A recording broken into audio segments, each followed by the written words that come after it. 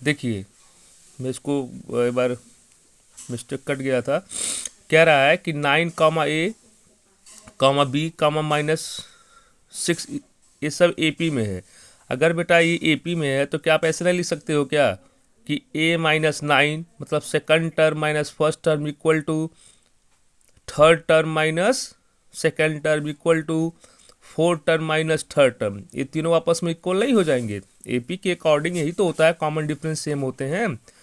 तो इसी तरीके से मैंने लिखा, कैसे लिखा, A-9 equal to B-A equal to -6 minus B, ये तीनों आपस में क्या हो गए, इक्वल हो गए। जब ये तीनों आपस में इक्वल हो, किन्हीं दो को आपस में इक्वल करो। चलो मैंने A-B इक्वल टू क्या ले लिया, -6 minus B. A-B equal to मैंने क्या ले लिया, -6 माइनस बी। अब -b को इधर लेके आओ तो A+b हो गया। अब -9 को उधर भेज दो तो -6 तो पहले से यहाँ था ना, अब -9 इधर जाएगा तो +9 हो जाएगा, तो A+b इक्वल टू कितना आ गया, 3 आ गया। ओके, तो ये सबसे आसान तरीका है आपके लिए। अगर दूसरे तरीके से करना चाहते हो तो भी देख लो। देख लो क्या दिया है, 9 कामा A कामा B कामा -6, ये AP में है ना, तो ये तुम्हारा A1 होता है। क्या होता है, A1। ये तुम्हारा क्या होता है बेटा, A2। ये तुम्हारा क्या होता है, A3। ये तुम्हारा क्या होता है, A4। क्या क्या इन्फॉर्मेशन है, A1 बराबर कितना दिया है, 9 दिया है, ठीक है। यहाँ से देखो, और A4 बराबर क्या दिया है, -6। और A4 को क्या लिख सकते हो बेटा, A प्लस, अब ए को तुम क्या यूज कर रहे हो, A1, क्योंकि पहले से क्वेश्चन में ए दे रखा था इसलिए मैंने ए को A1 यूज कर रहे हैं हम। तो A1 plus 3D equal to हो गया -6, और A1 की वैल्यू क्या है, 9 प्लस 3D इक्वल टू -6। तो 3D इक्वल टू क्या हो जाएगा, -6 -9, तो 3D इक्वल टू क्या आ जाएगा बेटा, -15। तो D की वैल्यू क्या आ जाएगी, -5। डी तुम्हारा -5 आ गया, और A1 तुम्हारा 9 है। अच्छा, अब A2 और A3 को देखो। A2 को तुम क्या लिख सकते हो, A1 प्लस डी ना।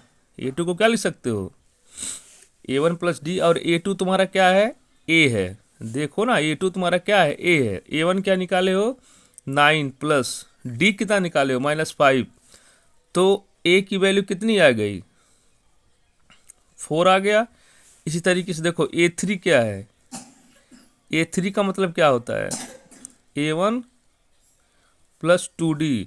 मैं यहाँ पे A1 क्यों बार बार यूज कर रहा हूँ, क्योंकि देखो पहले से यहाँ A दिया था, इसलिए मैं चाहता था मैं इसको A भी लिख सकता था, इसलिए मैं इसको A1 ही कह रहा हूँ। अच्छा, A3 कितना है तुम्हारा, B है। देखो A3 कितना है, B है। और A1 कितना है, A1 आपने निकाला था ना 9 प्लस 2D, डी कितना है बेटा, -5। तो B इक्वल टू हो गया 9 -10, तो इसका वैल्यू कितना आ गया, -1 आया ना। तो B की वैल्यू आ गई -1, और अभी आपने A कितना निकाला है, 4। आपको क्वेश्चन में क्या चाहिए था, A प्लस B, तो A कितना हो गया, 4। अब B कितना है, -1, दैट इज आंसर आ गया 3।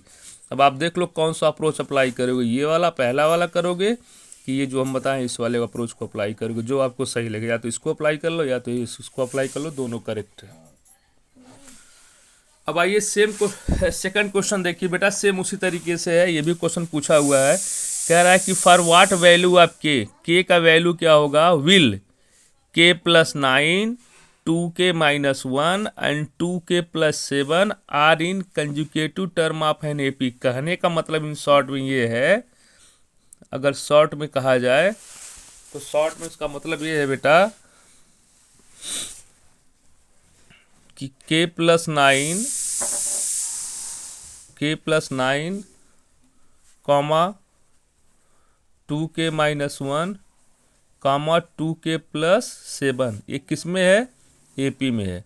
अगर ये एपी में है फिर वही तरीका, this term minus this term equal to this term minus this term, यहाँ से के तुरंत आपका निकल जाएगा। तो कैसे लिखोगे, 2K-1 माइनस क्या करोगे, K+9 इक्वल टू किसके बराबर होगा, 2K+7 माइनस 2k-1 हो जाएगा। अब इसको सॉल्व करिए तो 2k-1 और ये माइनस अंदर जाएगा तो -k एंड -9 हो जाएगा। यहाँ से क्या हो जाएगा 2k+7 माइनस अंदर जाएगा तो -2k+1 हो जाएगा। देखो ये -2k+2k कैंसिल हो गया। यहाँ देखो 2k - k कितना हो जाएगा k, अब -1 -9 -10 इक्वल टू, यहाँ देखो 7 + 1 कितना हो गया 8, तो k इक्वल टू कितना आ गया 8 + 10, दैट इज k की वैल्यू कितनी आ गई 18। किसी बच्चे को कोई दिक्कत? बहुत आसान क्वेश्चन था यार। तो इस तरह के क्वेश्चंस बिल्कुल एग्जाम में बनते हैं, ठीक है ना। कहेगा कि 10 टर्म 4 टर्म जो भी कह दे कि एपी में है, तो वो सबसे आसान तरीका ही होता है कि second term minus first term equal to third term minus second term equal to fourth term minus third term equal to करके किसी दो को आपस में कंपेयर करके वैल्यू निकालो फटाफट। ओके, कहीं मिस्टेक तो नहीं हुआ, चेक कर लेना एक बार, प्रोसेस यही है, ठीक। नेक्स्ट क्वेश्चन देखो क्या कह रहा है बेटा। नेक्स्ट क्वेश्चन कह रहा है the first and last term of an AP are 17 and 332। मतलब इसका फर्स्ट टर्म और लास्ट टर्म दिया हुआ है, तो फर्स्ट टर्म को डिनोट करते हो ए से, तो ए इक्वल टू दिया हुआ है 17, और लास्ट टर्म को आप ए एन से भी डिनोट करते हो, यल से भी डिनोट करते हो। चलो मैं यल से ही कर देता हूँ। तो यल कितना दिया हुआ है 332। the first and the last term of an AP are 17 and 332 respectively, and if common difference is 9, तो लो भैया कॉमन डिफरेंस भी दे दिया। कॉमन डिफरेंस को किससे डिनोट करते हो डी से 9। If common difference is 9 the number of terms, तो आपसे यन पूछ रहा है, नंबर ऑफ टर्म्स यन पूछ रहा है। बहुत सारे बच्चे इसको लगा सकते हैं, बहुत ही आसान क्वेश्चन है। देखो यल कहो या ए एन कहो यार, दोनों बात दिमाग पे रख लेना, ठीक है ना। जब लास्ट टर्म का इन्फॉर्मेशन हो, फर्स्ट टर्म का इन्फॉर्मेशन हो, कॉमन डिफरेंस का इन्फॉर्मेशन हो, तो ये ना टर्म का फार्मूला क्या होता है ए एन बराबर, ए एन कहो या एल कहो, क्या फार्मूला होता है A plus N -1 into D. Last term R कर लो, लास्ट टर्म क्या है तुम्हारा 332, फर्स्ट टर्म कितना था 17 plus N -1 into D, common difference कितना था बेटा 9। तो देखो ये 332 -17 कर लो, इधर कितना हो गया एन -1 इंटू 9। जब 17 सब्ट्रैक्ट करोगे, देखो ए की वैल्यू तुम्हारा फर्स्ट टर्म था ना, तो 332 में से 17 को सब्ट्रैक्ट करो तो कितना आएगा, तो 332 में 332 में से 17 सब्ट्रैक्ट करोगे तो कितना आ जाएगा बेटा, शायद 315 आ जाएगा। इधर मल्टीप्लाई करो तो 9n -9 हो जाएगा, -9 को इधर लेके आओ, 315 + 9 हो जाएगा इक्वल टू 9n। तो 9n इक्वल टू कितना हो जाएगा बेटा, ऐड करोगे तो कितना हो जाएगा 324। देखो 954 182 एंड 314, तो n इक्वल टू कितना आ जाएगा बेटा 325/9। तो इसको कैंसिल करो तो 9 3 तक कर दिया जाए, हाँ 9 3 27, तो 28 29 30 31 32, ठीक है। 5 यहाँ बचा ना, यहाँ पे 5 बचा, 5 और 4 54, तो 9 36 54 9 6 जा 54, तो एन की वैल्यू कितनी आ गई 36। तो नंबर ऑफ टर्म्स कितने आ जाएंगे 36। ये तो सारे बच्चों को हमारे आता है, बहुत ही सिंपल क्वेश्चन था कि जब भी तुमको फर्स्ट टर्म दे दे, लास्ट टर्म दे दे, कॉमन डिफरेंस दे दे और नंबर ऑफ टर्म्स निकालना हो तो बहुत इजी तरीका होता है। बस आपको कैलकुलेशन करने आना चाहिए, है ना। कैलकुलेशन में मिस्टेक मत करना। मैं बार बार अभी पहले भी समझा चुका हूँ आप लोग को कि आप लोग सब कुछ कर लेते हो, आपको सब पता है कि क्या गिवन है, क्या करना है, लास्ट में जाके मल्टीप्लाई डिवाइडेड मिस्टेक कर देते हो, यही आपको नहीं करना है। ओके। कह रहा है कि in an AP sum of first N term, sum of first N term को किससे डिनोट करते हो बेटा, एस एन से। तो एस एन बराबर कितना दिया है, 3n² बाई 2 प्लस 5n/2, ठीक है ना। तो कह रहा है कि फाइंड द 25th टर्म, मतलब आपको A25 निकालना है, ध्यान रखना। बताया था ना 25th मतलब होता है A25 निकालना, मतलब A+24D निकालना है। तो आपको इसके लिए क्या चाहिए, A चाहिए और D चाहिए। A24, यहाँ पे A25 यानी तो 25 दे ही चुका है, ठीक है ना। तो चलिए यहाँ से A और D निकालने की कोशिश करते हैं। याद करिए n=1 रखेंगे तो S1 को ही तो आप फर्स्ट टर्म कहते थे, जो S1 निकालते थे उसी को तो फर्स्ट टर्म कहते थे। तो n की जगह क्या रखोगे, 1। तो जब 1 रखोगे तो क्या मिलेगा, 3/2 प्लस 5/2, दैट इज कितना आ जाएगा बेटा, 8/2। कितना आ गया, 4। मतलब a की वैल्यू कितनी आ गई, 4 आ गया। क्लियर। अब आइए यहाँ से S2 निकालिए। देखो S2 का मतलब क्या होता है, सम ऑफ फर्स्ट टू टर्म। पहला टर्म क्या होता है a, दूसरा क्या होता है A+D, उन दोनों का सम होता है S2। अगर S3 लिखते तो A+A+D प्लस A+2D हो जाता है। फिलहाल S2 निकालो, तो n की जगह 2 रखो। तो जब n की जगह 2 रखोगे तो देखो ये 2 रखोगे तो क्या होगा, 2 का स्क्वायर 4, तो 4/2 प्लस 5 × 2/2, तो 2 से 2 कट गया, ये ऐसे जाएगा। अच्छा S2 को क्या लिख सकते हो, A+A+D। अबे मुझ मत पूछना कैसे, याद है ना, सम ऑफ फर्स्ट टू टर्म को ऐड करोगे तो S2 बनेगा। यहाँ कितना मिल गया बेटा, 3 × 2 = 6 प्लस 5 11। A+A कितना होगा, 2A प्लस D = कितना हो गया, 11। अभी आपने A का वैल्यू निकाला है 4, तो 2 × 4 प्लस D = हो गया 11। तो 8 प्लस D = कितना हो गया बेटा, 11। तो D की वैल्यू कितनी आ जाएगी, 11 - 8 = कितना आ गया, 3। D आ गया 3। ओके, तो आपको D भी मिल गया, A भी मिल गया। अब आपको क्या निकालना था, A25। तो A25 को क्या लिख सकते हो, A+24D लिख सकते हो। A कितना निकाले थे, 4 प्लस 24 इंटू क्या कर दोगे, D कितना था बेटा, 3। तो ये 4 मल्टीप्लाई करो, ये 2 हो गया, ये 7 हो गया। तो टोटल कितना आ गया, 76 आपका आंसर आ जाएगा। चेक कर लो कहाँ डाउट हो रहा है।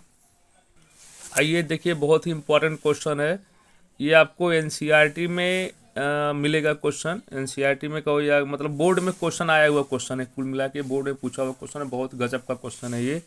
कह रहा है बेटा कि which term of the progression, which term, कौन सा टर्म, यन कौन सा टर्म ऑफ द प्रोग्रेशन। देखो प्रोग्रेशन क्या दिया है, 20, 19 1/4, 18 1/2, 17 1/4। तो ये डिक्रीज हो रहा है ना, is the first negative term. मतलब कौन सा इसमें, मतलब इस प्रोग्रेशन का कौन सा टर्म फर्स्ट निगेटिव टर्म होगा। तो मान लेते हैं वो last term first negative term होगा, हमेशा लास्ट टर्म ही तो मानते हो, लेकिन लास्ट टर्म को कैसे लिखोगे, लास्ट टर्म ऐसे जब लिखोगे तो मान लो ये लास्ट टर्म, मानते हैं कि लास्ट टर्म का जो जो फर्स्ट टर्म होगा, मतलब लास्ट टर्म जो होगा वो निगेटिव टर्म होगा। लास्ट टर्म नेगेटिव टर्म होगा, लेकिन निगेटिव कैसे मानोगे, लेस देन 0 मानोगे। जब लेस देन 0 करोगे तो जो लेस देन जब 0 करोगे तो जो पहला टर्म आएगा वही तो निगेटिव आएगा। ये आपको बहुत इंपॉर्टेंट बात है, ये सोचना पड़ेगा कि is the first negative term.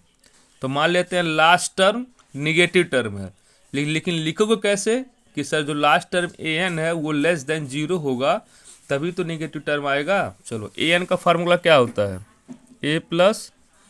A+n-1 into D less than 0। A कितना है यहाँ पे 20 है, n-1 इंटू D कैसे निकालोगे बेटा, 19 14 -20 करके। तो ये कितना हो जाएगा, 9 70,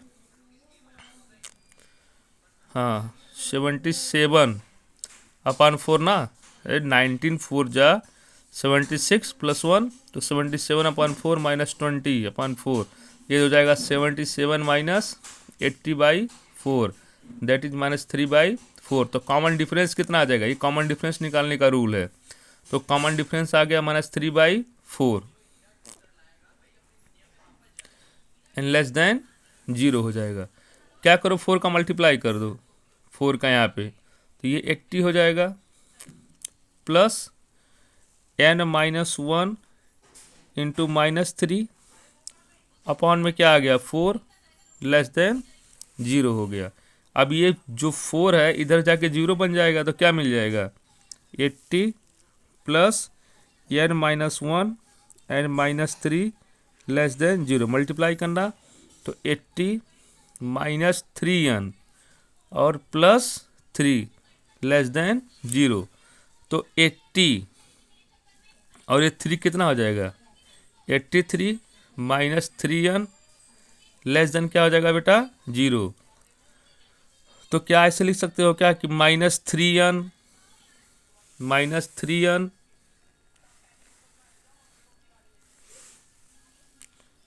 इसको उधर लेके जाओगे तो -83।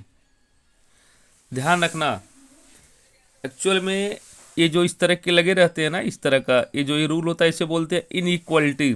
तो इनइक्वालिटी में जब निगेटिव दोनों तरफ से हटाया जाता है ना, तो ये इनइक्वालिटी चेंज हो जाता है। जैसे मान लो तुम इधर से माइनस और माइनस काटे, ठीक है ना, माइनस और माइनस कैंसिल किए, जब भी किसी नेगेटिव नंबर से मल्टीप्लाई या डिवाइड किया जाता है बोथ साइड में, तो इनइक्वालिटी बेटा चेंज हो जाता है। ऐसे चेंज, अगर लेस देन है तो ग्रेटर देन हो जाएगा, ग्रेटर देन है तो लेस देन हो जाएगा। तो 3n इक्वल टू क्या आ जाएगा 83। समझे ना ये कैसे चेंज हुआ है। जब भी किसी नेगेटिव नंबर से मल्टीप्लाई या डिवाइड किया जाता है तो इनइक्वालिटी, इसे बोलते हैं इनइक्वालिटी चेंज हो जाता है। चेंज का मतलब है अगर ग्रेटर देन है तो लेस देन हो जाएगा, लेस देन है तो ग्रेटर देन हो जाएगा। तो n इज ग्रेटर देन कितना आ गया 83/3। तो n ग्रेटर देन 3 2 जा 6, 3 2 जा 6 हो गया ना, 2 बचा, तो 27 पॉइंट समथिंग मान लेते हैं, ऐसे कुछ आएगा। लेकिन n की जो वैल्यू है n इज ग्रेटर देन ना, n की वैल्यू 27 पॉइंट समथिंग। अब देखो n तो डेसिमल में हो नहीं सकता है, फ्रैक्शन में हो नहीं सकता है, तो 27 से आगे क्या आ सकता है, कौन सा इंटीजर आ सकता है 27 का कौन सा इंटीजर आ सकता है 28। तो कहना कि 28 term will be first negative terms. बेटा ये बहुत इंपॉर्टेंट है, इसको कम से कम 2 बार देख लेना इस वीडियो को, ठीक है। आज के लिए फिलहाल इतना ही रहने देते हैं। बहुत इंपॉर्टेंट क्वेश्चन है, इसलिए छोड़ रहा हूँ कि यहाँ पे आप थोड़ा टाइम देना है इस क्वेश्चन पे। Okay bye, and please subscribe जरूर कर देना। सब्सक्राइब भी करो, सब्सक्राइब भी करवाओ। एपी बहुत आसान चैप्टर कह सकते हो, आसान भी नहीं कह सकते हो, मतलब अच्छा चैप्टर है ये, और स्कोरिंग है, अच्छा स्कोर करता है ये। तो मैं एपी के कम से कम 2 वीडियो और डालूंगा, फिलहाल अभी 5 ही, इसलिए मैं यहाँ पे ब्रेक कर रहा हूँ क्योंकि यहाँ पे कुछ बच्चों को दिक्कत हो सकती है। तो इसको 2 बार 3 बार देखना, समझ में आ जाएगा। ओके, और सब्सक्राइब करो, कुछ लोग सब्सक्राइब भी करो, करवाओ, लाइक भी करो।